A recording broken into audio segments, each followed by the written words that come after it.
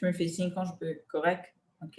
Ben, allons prier et allez, OK. Merci Seigneur. Merci Père. Seigneur, merci que tu as fait une façon, Seigneur, à travers la technologie, qu'on puisse quand même se rencontrer, malgré que tout est fermé. Et Esprit Saint, je te demande de venir mettre ton onction sur la parole que tu m'as donnée ce matin. Je te demande de venir encourager chaque cœur, de venir remettre ton espoir là où il n'y a plus d'espoir, de venir rallumer un feu qui est en train de s'éteindre, dans le nom de Jésus. Seigneur, je demande d'ouvrir nos cœurs, d'ouvrir nos oreilles, et qu'on puisse vraiment t'entendre nous parler ce matin. Merci pour l'espoir, Seigneur, qu'on a en toi, que tu es bon, que tu nous donnes ta miséricorde, Seigneur, et que tu es un Dieu de deuxième chance. Merci pour ça, Seigneur. Au nom de Jésus, bénis notre meeting ce matin. Et je te demande que même si on est seul dans notre chambre ou dans notre salon, Seigneur, que tu viennes nous entourer de ta présence, de tes anges et de tous ceux qui nous voient des cieux. Au nom de Jésus. Amen. Amen. Alors, la parole que j'ai vraiment sentie, alors mon titre en anglais, j'ai pas pensé à ça en français, mais mon titre c'est Rest in the process and enjoy the journey. Et c'est vraiment une parole que le Seigneur est en train de me parler, moi, depuis plusieurs semaines, peut-être même des mois. Et dernièrement, j'ai entendu deux grands preachers comme s'ils disaient exactement la même chose. Et c'est pour ça que j'ai senti partager ça ce matin. Je pense que c'est une parole que le Seigneur est en train de parler à beaucoup de gens dans son Église en ce moment. Et mon premier point, c'est on a tous reçu des rêves qu'on porte dans nos cœurs, que le Seigneur a mis dans nos cœurs, des visions qu'il nous a données, des paroles qu'il a parlé, qu'il a déclarées sur nos vies. Mais si la plupart, en fait beaucoup d'entre nous, en tout cas moi je suis à cette place-là, si je regarde ma vie aujourd'hui, ça allait bien loin des rêves qu'il m'a donnés, des visions qu'il m'a données, des paroles qu'il m'a dit. Il m'a dit, c'est ça ton destin, tu es appelé à faire ça. Mais quand je regarde ma vie aujourd'hui, ça allait, aïe, je ne sais pas quand je vais arriver à là, peut-être, on dirait, peut-être même jamais. Mais le truc que le Seigneur m'a montré, c'est que on peut, surtout dans notre génération, quand on est à ce moment-là, où sa parole nous a montré ça, ses rêves nous ont montré ça, mais notre vie est quelque part d'autre, on peut facilement être découragé. Et surtout notre génération, et il y a un exemple qu'il a mis dans mon cœur, c'est on est dans une génération où on a des résultats instantanément. Et il a mis un exemple des photos sur mon cœur. Si on pense aux photos, comment on prenait les photos longtemps et maintenant. À l'époque, on prenait une photo avec un caméra. Premièrement, on ne pouvait même pas revoir, on ne pouvait pas voir la photo tout de suite. Alors, on n'avait aucune idée à quoi la photo allait ressembler. Il fallait que ça parte quelque part d'autre, que ça soit développé dans un laboratoire, c'était dans une chambre sombre, ça prenait du temps. Et après, il fallait aller payer, on allait chercher les photos et là, on voyait nos photos. Et si les photos n'étaient pas bonnes, ben, tant pis, c'était fait, c'était trop tard. Et c'est pour ça que dans le moment de prendre les photos, il fallait être vraiment attentionné, faire bien attention parce que ce qu'on faisait là, c'est ça même qu'on va avoir. Tandis qu'aujourd'hui, avec les portables, on prend des selfies, on prend des photos, on peut reprendre la même photo 30 fois tout de suite parce qu'on voit le résultat, c'est pas bon, ah, pas grave, on reprend, c'est fou, pas grave, on reprend. Et on voit le résultat tout de suite et on peut même poster notre photo online. Alors, non seulement on prend notre photo tout de suite du moment qu'on est en train de vivre, surtout si on vient d'accomplir un grand truc. On prend des photos, on met ça online et on reçoit comme si des views de tout le monde. Tout de suite, on voit tant de likes, les gens mettent des comments. Alors, non seulement c'est facile de faire ce processus-là, mais on reçoit quelque chose de ça tout de suite. On est vu tout de suite, on est reconnu tout de suite. On a comme si des gens vont dire « Waouh, Marie-Bonne », on est applaudi tout de suite.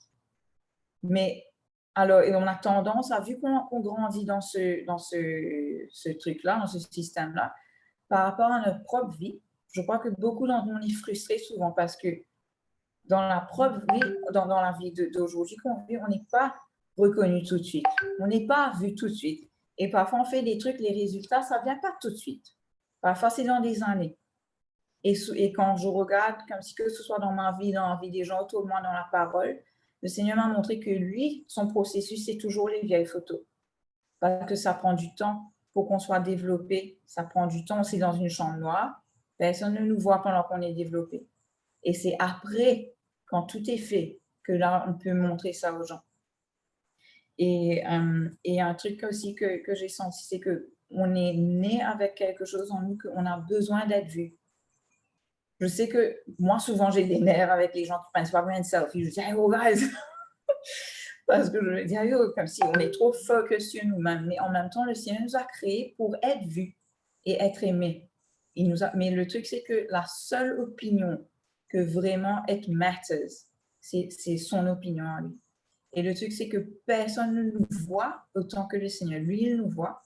Il nous voit dans les moments que personne ne nous voit. Il voit comment on fait les choses, how well we do it. Et c'est ça qui est important. Et souvent, on ne prend pas cas de ça. On pense par ailleurs, le Seigneur me voit là, maintenant, dans ce moment-là. Et c'est son opinion qui est le plus important. Mais souvent, au contraire, on a tendance à se sentir qu'on ne nous voit pas. Et ce n'est pas ça du tout. Au contraire. Et un exemple, il y a 2 exemples que j'ai senti aussi me montrer dans la Bible. C'est les Israélites quand ils sortaient de l'Égypte. Alors, c'est comme s'il fallait qu'on fasse un film de ça. Le main objectif, c'était que le Seigneur a délivré Israël et le but, c'était de les emmener dans la terre promise. Mais s'il y avait un film, ça aurait pris beaucoup de temps parce que c'est pas comme s'il les a délivrés d'Égypte et il les met dans la terre promise. Pourtant, c'était ça sa parole. Je vous délivre de l'Égypte, je vous emmène dans la terre promise. Qu'est-ce qu'il fait en premier? Il les emmène dans le désert. Il passe longtemps dans ce désert-là. Et ce que le Seigneur m'a montré, c'est que la première chose qu'il les donne dans le désert, c'est lui qui les emmène dans le désert. Et les trucs qu'il les donne, c'est une protection surnaturelle et sa provision surnaturelle. Et ça, c'est un truc que... Allô, Luc! Sorry. Et c'est quelque chose qui m'a montré, c'est que quand on marche avec le Seigneur, il y a 2 choses qu'on n'a pas besoin de se tracasser ça. C'est sa protection surnaturelle et sa provision surnaturelle. J'espère qu'on dit provision en français, je ne suis pas sûre, provision.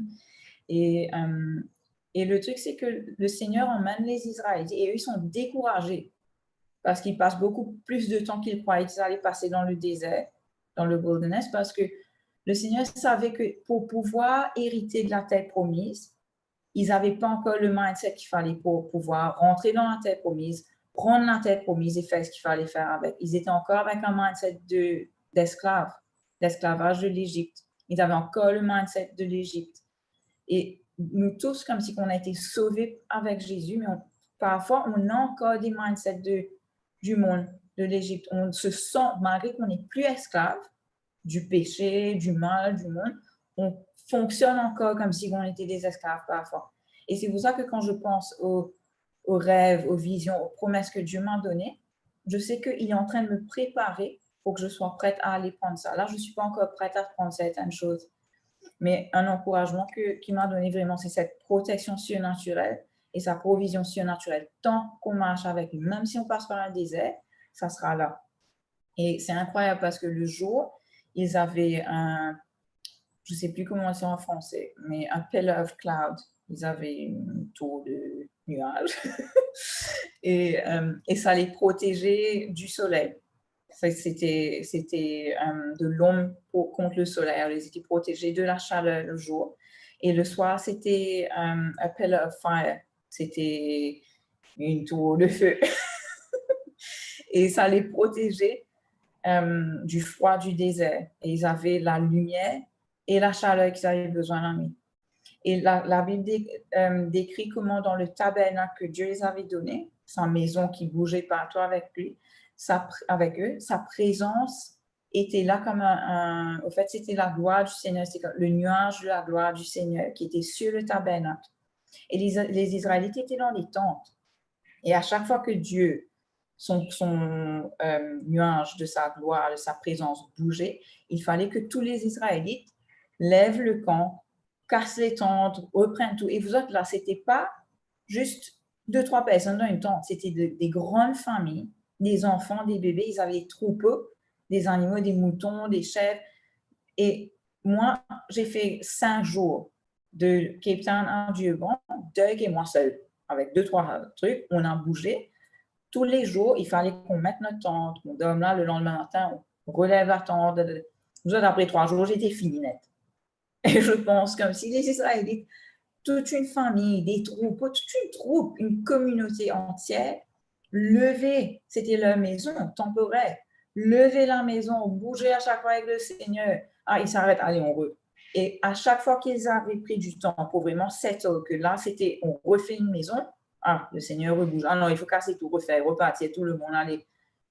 Et ils étaient en train, le Seigneur était en train de les apprendre à le suivre et à vivre en obéissance. Et il a besoin de nous lead, il a besoin de nous emmener. C'est lui notre berger. Et ils étaient en train d'apprendre à vivre dans l'obéissance envers le Seigneur, en train d'apprendre à le suivre. Ils n'avaient jamais connu ça avant. Ils étaient en train de vivre leur vie. Malgré qu'ils étaient esclaves, c'était leur vie. Ils mangeaient ce qu'ils voulaient, ils faisaient aller où ils voulaient. Mais là, il faut qu'ils bougent avec le Seigneur. Et tant qu'ils n'apprenaient pas ça, ils ne pouvaient pas aller conquérir la terre promise. Ils n'allaient pas savoir comment se porter dans la terre promise et vraiment porter des fruits là-bas. Et un autre exemple, que le Seigneur m'a montré, c'est Jésus lui-même. Et Jésus, pareil, si on avait fait un film, le titre était La plus grande mission qu'il a jamais eue. Le Fils de Dieu lui-même vient en tant qu'homme pour sauver le monde. Le Fils de Dieu vient pour sauver le monde. Et on se dit, ça sera glorieux, grand feu d'artifice. Bon, deuxième fois qu'il va venir, ça sera comme ça. Mais il vient, pendant 9 mois, il est dans le ventre de Marie. Encore, il est dans l'ombre. Personne ne sait qu'il est là, on ne le voit pas. Il est en train d'être développé. Il est né dans une étable. Il est né pauvre dans une étable. Que 2, 3 personnes, les bergers et les rois mages qui savent qu'il est là. Et même sa vie, vous réalisez que depuis l'âge de 12 ans, et peut-être même depuis plus jeune, Jésus sait qui il est et pourquoi il est venu. Il sait quelle est sa mission, qu'il est le Fils de Dieu. C'est à 30 ans qu'il est release, que le Seigneur le relâche pour aller faire sa mission. Imaginez toutes ces années-là. On ne sait pas à quoi sa vie ressemblait. C'était une vie normale, c'était le banal de tous les jours. Mais il était en train d'être développé pendant toutes ces années-là pour arriver et être prêt à 30 ans pour faire sa mission. Et c'est la même chose que les Israélites. Il était en train d'apprendre à vivre en obéissance envers le Seigneur. Et ça dit ça, oui, il a grandi in stature, in wisdom, en sagesse, en maturité. Il a grandi devant le Seigneur et devant les hommes. Et il y a un verset qui me touche beaucoup, mais là, c'est en anglais. Je vais juste traduire comme ça. C'est dans Hébreux 5, verset 8. À chaque fois que je lis ça, ça me bouleverse au fait. Et parlant de Jésus, ça dit, même si c'était Jésus, le Fils de Dieu, il a appris l'obéissance à travers les choses qu'il a souffert. Vous êtes Jésus, le Fils parfait de Dieu. Et dans d'autres translations, ça dit comment ça dit, je vais translater là, ça dit, même qu'il était le Fils merveilleux de Dieu, il a appris à écouter et à obéir à travers tout ce qu'il a souffert. Et le verset qui vient après, ça dit qu'il a été perfect, il a été fait parfait par les choses qu'il a appris à écouter le Seigneur et à vivre en obéissance dans ce qu'il a souffert. Alors même si Jésus a dû passer par ce processus-là, imaginez à quel point plus nous. Et c'est incroyable parce que même le développement de sa mission, ça ne ressemble pas à ce qu'on aurait cru. Il vit en humilité, et ce n'est pas du tout ce que même ses disciples ont dit, est-ce que tu vas venir conquérir Israël, tu vas tirer ça dans la main des Romains pour que nous, on puisse être libres? Est-ce que tu vas venir établir ton royaume? Et eux, ils croyaient vraiment que ça allait être un royaume sur la terre, que Jésus allait utiliser sa puissance pour détruire les ennemis, les Romains, les chasser de là, et rétablir Israël comme Israël était glorieuse quand c'était David, Salomon qui étaient les rois. Mais ce n'était pas ça du tout. La façon de Dieu n'est pas notre façon. Et il dit, mes pensées ne sont pas vos pensées, mes façons ne sont pas vos façons. Et c'est à travers son esprit qu'on arrive là. Et même Jésus, quand on voit ça, quand le temps arrive pour sa mission, imagine depuis enfant, il attend. Il sait, il est en train d'être préparé. Quand il a 30 ans, qu'il est baptisé, qu'il est prêt d'être relâché pour aller faire sa mission, l'Esprit l'emmène dans le désert. Pendant 40 jours, il est testé par le mal. 40 jours, 40 nuits, sans manger. Et il est faible. Mais le Seigneur envoie, ça dit que des anges étaient là pour l'aider à travers cette mission-là. Mais même ça, Jésus, même au moment d'accomplir sa mission, il est envoyé dans le désert. 40 jours, 40 nuits. Et un truc que j'ai écrit là, je dis, si on marche avec le Seigneur, on est tous en train d'être préparés, testés, formés. Comment je dis ça en français? On est en train d'être pesé, mais on est aussi en train d'être porté par lui et d'être guéri par lui. Et il est en train de nous apprendre comment être prêt quand le temps arrive pour qu'on puisse vraiment marcher dans les rêves, dans les visions et dans les promesses qu'il nous a données. Et un truc que comme si, ça a été ma marche personnellement. Si je regarde ma vie dans les dernières saisons que j'ai passées, les dernières années, souvent, dans chaque saison, j'étais en train d'attendre que cette saison-là finisse pour aller à la prochaine saison. Souvent, parce que j'avais vu, je sais ce qu'il m'a dit. Je sais ce qu'il y a dans mon futur. Et c'est comme si, allez, passe vite, là, parce que je vais aller là-bas. Et aujourd'hui, quand je look back, quand je regarde derrière moi, je me dis, Seigneur, si seulement j'avais vraiment passé plus de temps dedans, j'étais présente dans ces moments, dans ces saisons-là, et que j'avais enjoy plus. Parce que son plan ne change pas. Et même parfois, je ne sais pas si vous avez senti ça, vous, mais parfois, j'ai entendu ça de beaucoup de personnes avec tout ce qu'on vit avec la pandémie, le virus et tout. Je crois qu'il y a des gens qui se sentent même, est-ce que le plan pourra arriver? Parce qu'il y a tellement de restrictions, il y a tellement de sanctions, tellement de choses ont changé. Mais vous autres, le Seigneur savait que la pandémie allait venir. Quand il vous a dit ses promesses, ces paroles-là, 10 ans de cela, 5 ans de cela, 2 ans de cela, il savait. Son plan ne change. Son plan pour nous est pareil avant et c'est pareil après. Et quand je repense à ma vie, disons, je pense à quand Élie est né, cette année-là, bon, ça a été une bonne année. Le Seigneur a été bon, il m'a vraiment béni. Mais je regrette un petit peu d'avoir trop voulu que ça passe vite pour pouvoir aller dans le next season. Et c'est pareil, je me retrouve exactement à la même place, comme si avec Joshua qui est né dans le confinement, ça a été dur pour moi. Mais je le regarde il y a presque 1 an. Et aujourd'hui, je me dis, j'aurais dû m'être arrêtée dans cette saison-là et me dire, j'ai que ce moment-là avec lui, à cet âge-là. Une fois qu'il a grandi, c'est fini. Il n'y a qu'une fois, Roger, il n'y a qu'une fois que tu pourras élever Luc. Vous êtes pareil avec Willow et Chloé. Chloé, il n'y a qu'une fois qu'elle sera un teenager. On passe par les saisons une fois. On ne repasse pas par ces saisons-là. Et ce que le Seigneur me montre, c'est que le mieux qu'on fait dans les saisons présentes, le mieux la prochaine saison sera.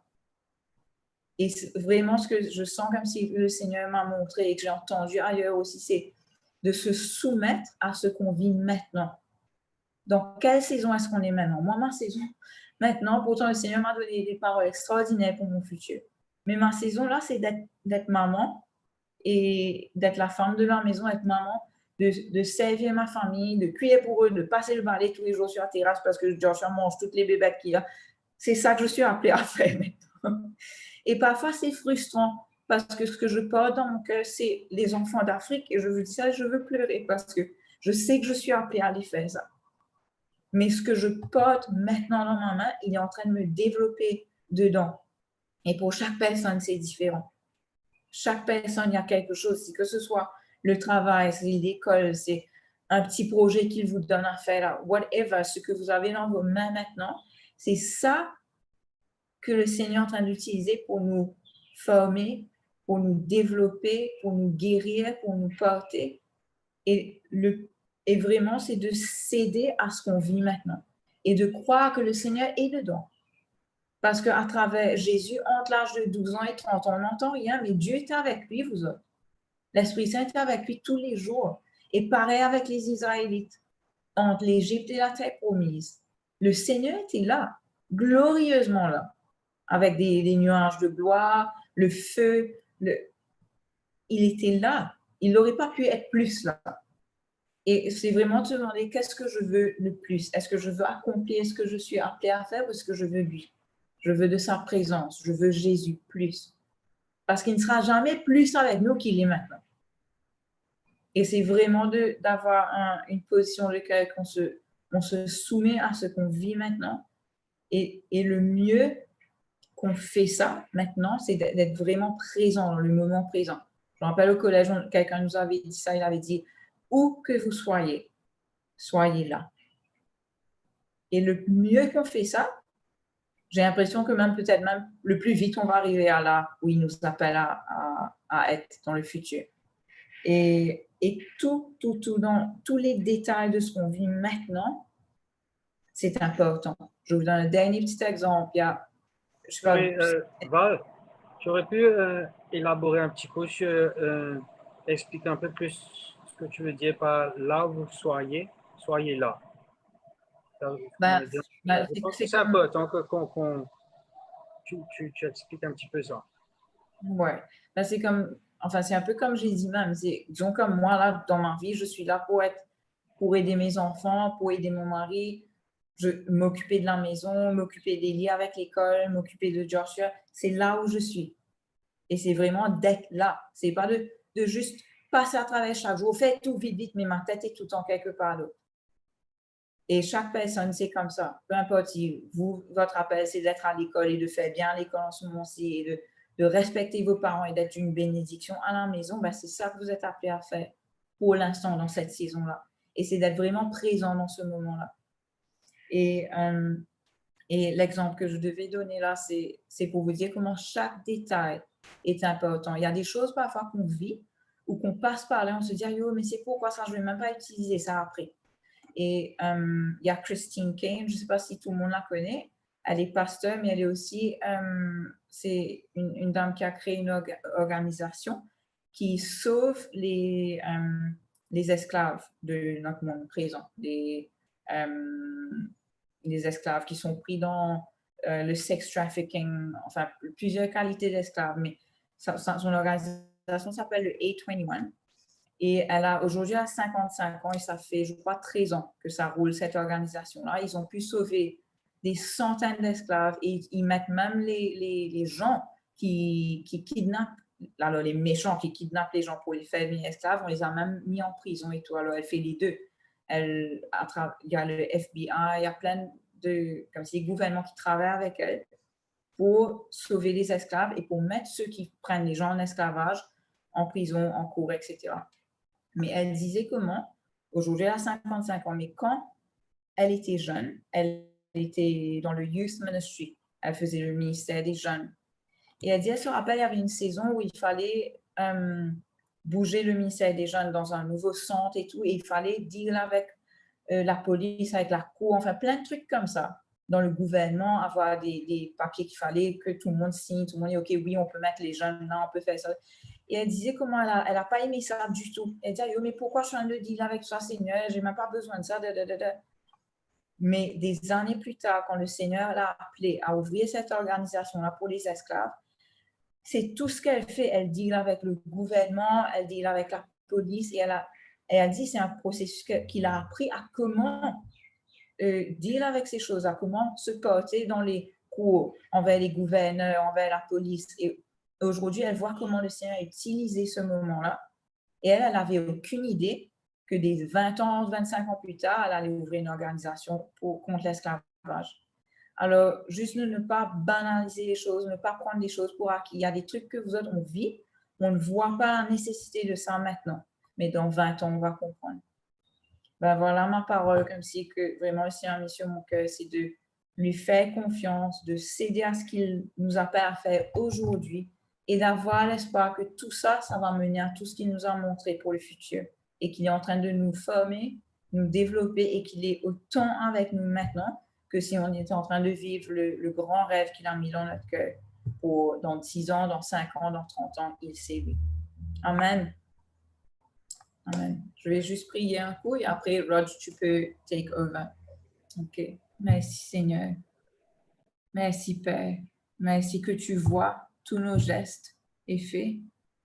Merci, Seigneur, que tu es avec nous dans le banal de tous les jours, Seigneur. Quand on lave la vaisselle, quand on va au lit, quand on passe le balai, quand on cuit. Peu importe ce qu'on fait, Seigneur, quand on élève nos enfants. Et je te remercie que tu es là, que tu travailles avec nous, que tu nous formes, que tu vois, et que pour chaque bonne chose qu'on fait, Seigneur, chaque fois qu'on réussit quelque chose, tu vas nous donner des récompenses pour ça, Père. Tu es tellement bon.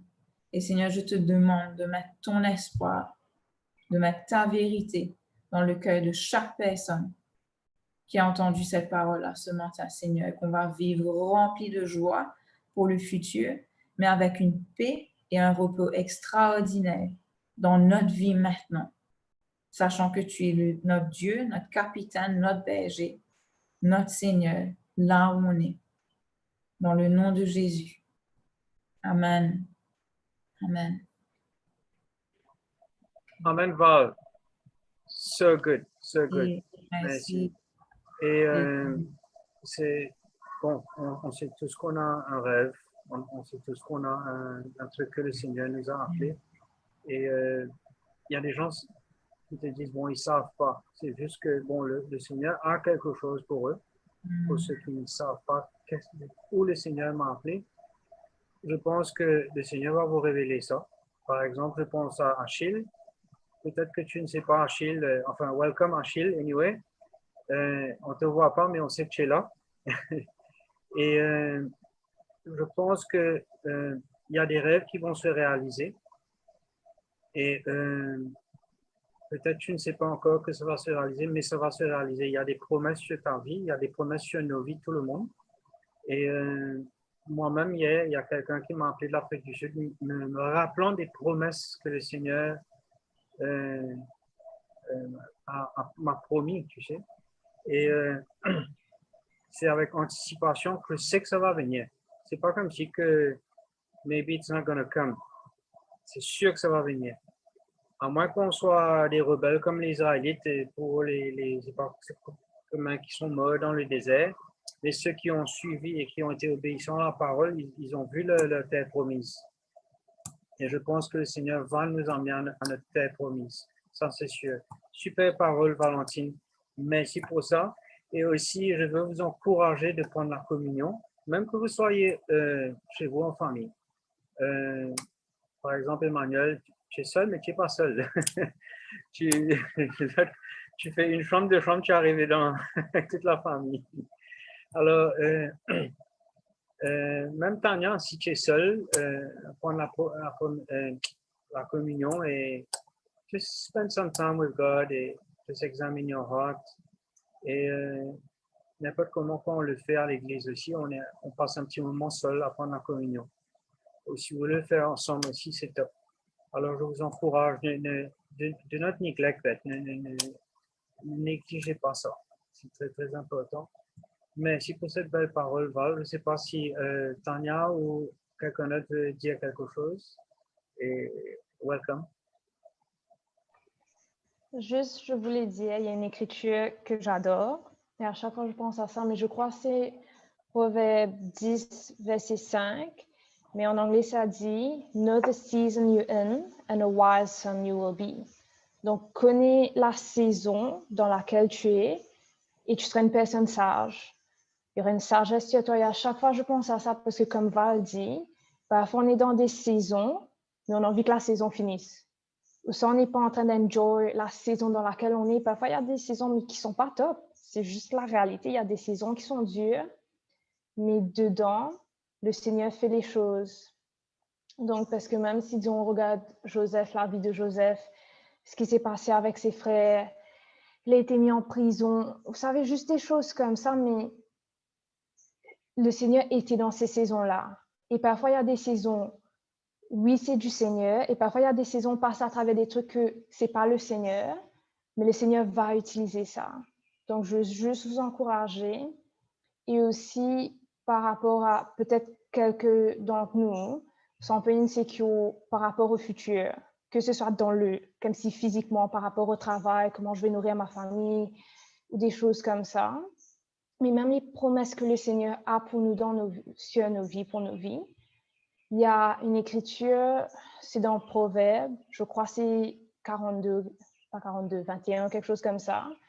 Mais ça dit pourquoi est-ce que je dois essayer de comprendre toutes les choses? Le Seigneur me dirige anyway.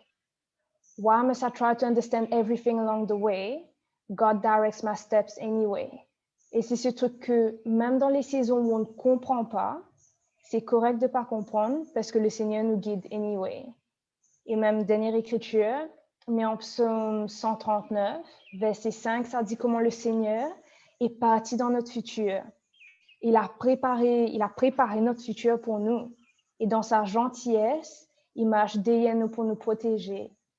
Et c'est ce truc qui est Corona, peu importe ce qui est en train de se passer, le Seigneur, depuis avant qu'on naisse, il a fini d'aller dans notre futur, lui. Il a fini de préparer le chemin pour nous. Il savait qu'est-ce qui allait se passer. Et juste, vous savez, les choses comme ça. Donc, juste de mettre votre confiance dans le Seigneur que you are safe, comme si our future is safe, et qu'il nous a. Tout son plan, que ce soit Corona, ça, le Seigneur n'a pas été choqué par le Corona. Vous savez, il savait que ça allait venir et son plan ne va pas être arrêté par le Corona ou des choses comme ça. Amen.